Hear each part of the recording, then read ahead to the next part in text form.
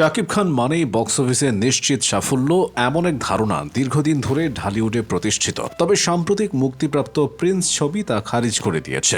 বড় বাজেট, তারকা খচিত উপস্থিতি আর আগাম প্রচারণার জন্য সিনেমাটি ঘিরে তৈরি হয়েছিল উচ্চ প্রত্যাশা। কিন্তু ছবির প্রয়োজনীয় মশলা মানে গল্প, চিত্রনাট্য ও উপস্থাপনায় দুর্বলতা থাকলে শুধু যে স্টারডম দিয়ে সিনেমাকে টিকিয়ে রাখা যায় না, এটাই দেখালো prince once upon a time in Dhaka. 90-এর দশকের পুরান ঢাকার অপরাধ জগতের অন্ধকার অধ্যায়ের গল্প নিয়ে সিনেমাটি বানিয়েছেন আবু হায়াত মাহমুদ। শুরুতে দেখা যায় ইব্রাহিম তথা প্রিন্স মানে শাকিব খানকে কাঁটাতারের বেড়া কেটে পালাতে সাহায্য করছেন নায়িকা দিলরুবা চরিত্রের তাসনিয়া ফারিন। এই তথ্য কেউ পুলিশের কাছে পাচার করে দিলে রেড দেয় পুলিশ। ধরা পড়ে যায় ইব্রাহিমের সহযোগী ভুট্টি। এরপর ভুট্টির বয়ানে এগিয়ে চলে গল্পের কাহিনী। ভুট্টির বস অর্থাৎ বাবু উস্তাদের সহযোগী ছিল ইব্রাহিম ও ভুট্টি। বাবু উস্তাদের মাধ্যমে বারে বাউন্সারের কাজ নেয় ইব্রাহিম। পরে বারে কমিশনারের ছেলের সঙ্গে মারামারি করে জেলে যায়, আর সেখানেই পরিচয় হয় পুরান ঢাকার অপরাধ জগতের নেতা গোপাল করের সঙ্গে। ধীরে ধীরে গোপালের সহযোগী থেকে পুরান ঢাকার ত্রাস হয়ে ওঠেন ইব্রাহিম। গোপালের সবচেয়ে বড় প্রতিপক্ষ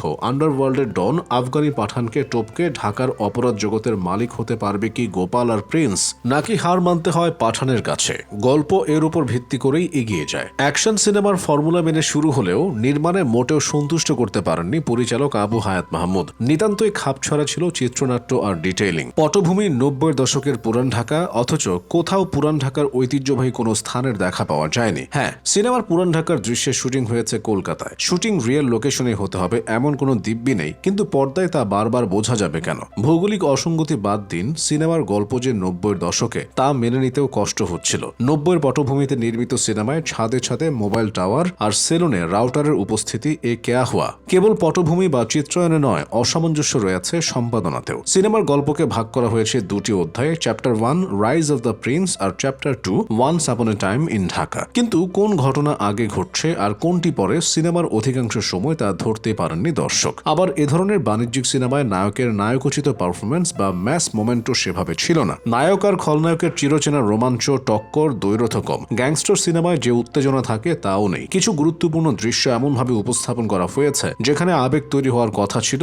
সেগুলো অনেকটা অপ্রাসঙ্গিক বা অতিরঞ্জিত মনে হয়েছে। অভিনয় যদি খেয়াল করেন, গোপালকর চরিত্রে লোকনাথ দে ভালো অভিনয় করলেও প্রিন্সের সঙ্গে তার সম্পর্ক জমাট বাঁধা ছিল না। ঠান্ডা মাথার আফগানি পাঠান চরিত্রে দিব্যেন্দু ভট্টাচার্য ভালো করেছেন, তবে তার চরিত্রে ভয়াল দিক নির্মাতা পর্দায় তুলে ধরতে পারেননি। বরং ভুট্টি চরিত্রে শরীফ সিরাজ ভালো করেছেন। পুলিশ কর্মকর্তা মিনহাজের চরিত্রে ইন্তেখাব দিনারও মন্দ নন, কিন্তু নিজেকে কেন তিনি দ্য মিনহাজ হিসেবে উপস্থাপন করেন এর পেছনে কোনো ব্যাখ্যা ছিল না। তেমনি প্রিন্সের পরিবারের একটি অংশকে গল্পে কেন ঢোকানো হলো তাও বোধগম্য নয়। একইভাবে ইব্রাহিমের গ্যাংস্টার হয়ে ওঠারও যৌক্তিকতা তুলে ধরা হয়নি। শুধু কয়েকটি সংলাপ এক্ষেত্রে যথেষ্ট ছিল না। সব মিলিয়ে সিনেমার পার্শ্ব চরিত্রের অভিনেতারা মন্দ করেননি, তবে তারা সবাই পশ্চিমবঙ্গের মানুষ হওয়ায় পুরান ঢাকার গল্পে কলকাতার উচ্চারণ কানে লেগেছে বারবার। পরিচালক সবচেয়ে হতাশ করেছেন শাকিব ভক্তদের। গত কয়েক বছরে মুক্তি পাওয়া সিনেমাগুলোই নিজেকে একের পর এক ছাড়িয়ে যাচ্ছিলেন তিনি। তুফান ও বরবাদে স্টাইলিশ অ্যাকশন আর তাণ্ডবে হ্যান্ড টু হ্যান্ড কমব্যাট করে চমকে দিয়েছিলেন খান সাহেব। কিন্তু তার সেই অ্যাকশনের ক্ষমতাকে কাজে লাগাতে পারেননি পরিচালক। পুরো সিনেমার অ্যাকশন কোরিওগ্রাফি অ্যাভারেজ, অ্যাকশনের প্রায় পুরোটাই অস্ত্র নির্ভর, ছিল না বৈচিত্র্য।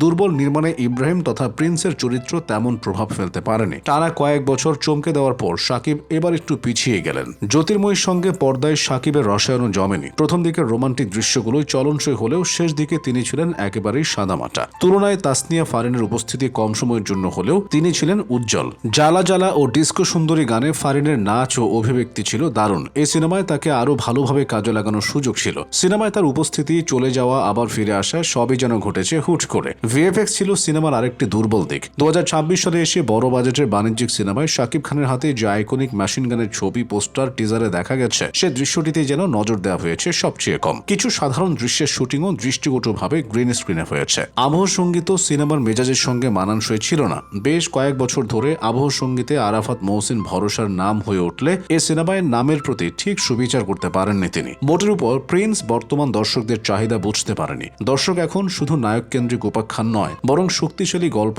বাস্তবসম্মত উপস্থাপন এবং নতুন কিছু দেখতে চায়। প্রিন্স সে জায়গায় ব্যর্থ। ভালো ভিজুয়াল থাকা সত্ত্বেও গল্প, চিত্রনাট্য এবং অভিনয়ের দুর্বলতা একে এক হতাশাজনক অভিজ্ঞতায় পরিণত করেছে।